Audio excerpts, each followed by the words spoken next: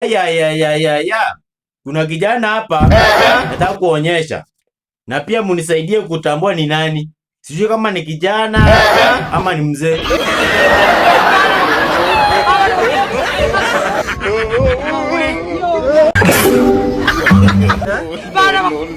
Moja kwa moja hadi comment sector.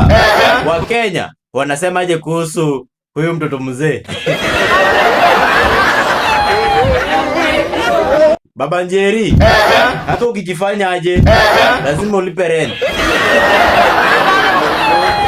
Huyu ni kama ametoka kuona future venye kuko. Huyu ni mix ya mzazi amezaa mzazi wake. Huyu ameanza na 70s akiteremka. Spams zilikuwa na kipara kwa kichwa.